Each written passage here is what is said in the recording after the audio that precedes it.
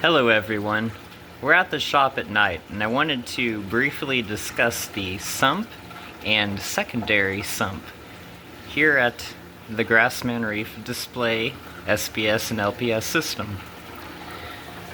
We have a simplicity skimmer, my favorite. There's some other ones that come in silk bags with embroidered lettering on them, but simplicity skimmers have worked for me and the customer service is absolutely impeccable. But what we have here, gravity fed auto top off. Cheap, $8. You can run it up to a 55-gallon barrel or something akin to that. That also has an auto top off with the RODI system.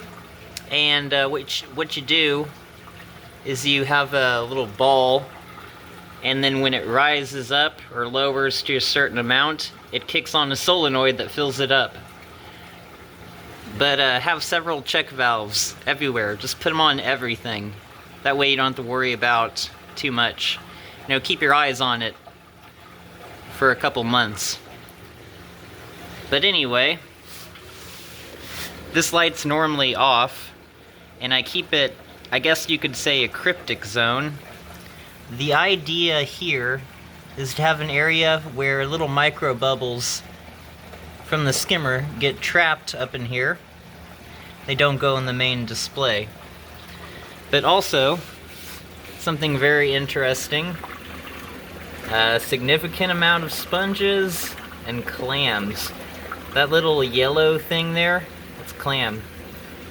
That's a sponge. And there's a bunch of interesting little things in here.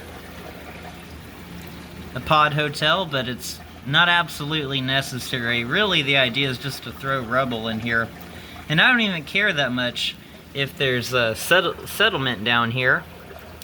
So be it. The important thing is that this area is clean.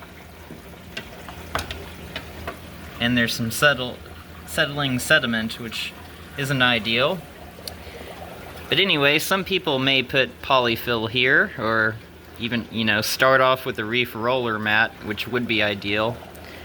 But this is just another chamber for water to flow over, some rubble, good surface area, bacteria gets on there and kind of provides like its own little filter. What we have here, this is a temperature probe that goes into that. A little bit about the guts down here. We just have a basic simplicity return, not too fancy. We have two MP40s, one on a wave and the other one on purple, which is like some random mode. Notice we have a T here, and this line goes all the way over and out to the secondary refugium. But some other things to note. A massive heater back there. Another heater hidden in here. Both on Inkbirds, 83 degrees Fahrenheit. The skimmer has a line that goes outside. Not completely necessary, but anything for the pH, as they say, anything. I believe it's a K.I.S.S, but it's pulling, and it's like pulling water into the calcium reactor, I believe. It's kind of complicated, but worth having. Grow some coralline algae. But that's about it for this side. This is just empty. But let's move over. So, that line we spoke of before that came off of the T goes into here, into this system, and kind of like moves water around a little bit. A bit of a chamber, if you will. And this K.I.S.S, it pulls from out there, pushes it into the calcium reactor.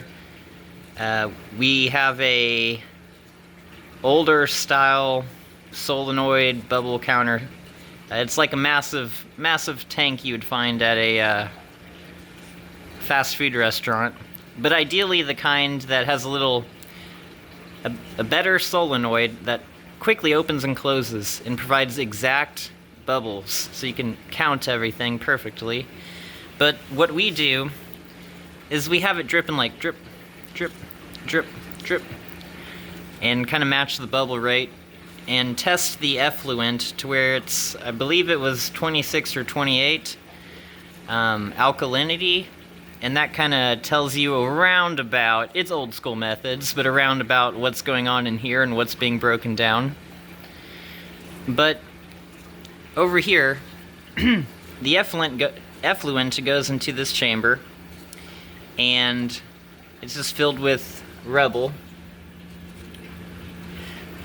But there's a bubbler in there that kind of helps the CO2 kind of off gas into the atmosphere. And it goes through this little chamber, and it slowly goes down. It's being bubbled. And not that anyone here is into Callirpa too much, for the fact that it may go sexual and release all of its spores, which would be horrible. But we do have a little bit of Chaetomorpha and some red plating Garciliaria. And as you can see here, this line goes in, flows around in here. But this is on a reverse light cycle. And basically that's one other option to try to help with the pH. So we have those things there.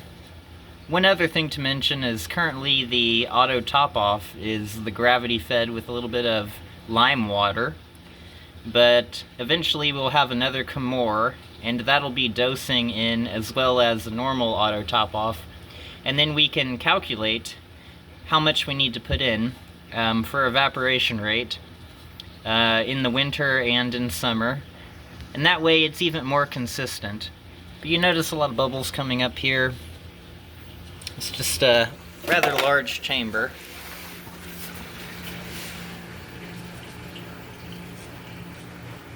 And the idea is to increase stability throughout the entire system. You can use any basic light for things like this. This is a ribbed spotlight from Lowe's, but it'll grow anything really. We've had mangroves grow under it.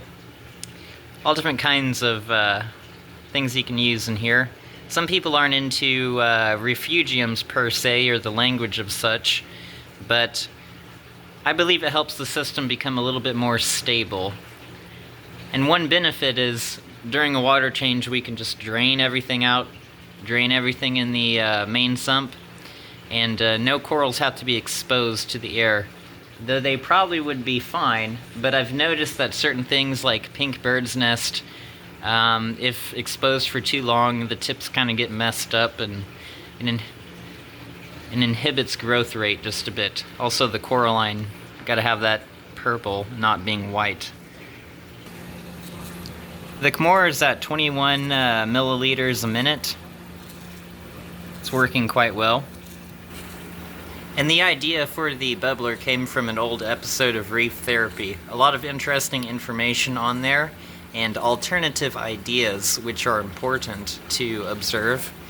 And it's good to experiment. Some of the old school is good, new school is good, but it's important to experiment to truly know for yourself what works for you and your system and what provides growth. We also have a thin layer of mineral mud underneath the sand, and obviously a lot of rubble and stone, but hopefully we get a hold of more of those little unique creatures like brittle stars, the tiny ones. And then it can be kind of like a safe haven for them to replicate and then eventually make their way back into the main system. You can see here some of the micro bubbles just kind of gathering together over there and not going over to the return area, and it's rather nice. And all these creatures in here seem to do pretty well. Thanks for watching and have a good evening.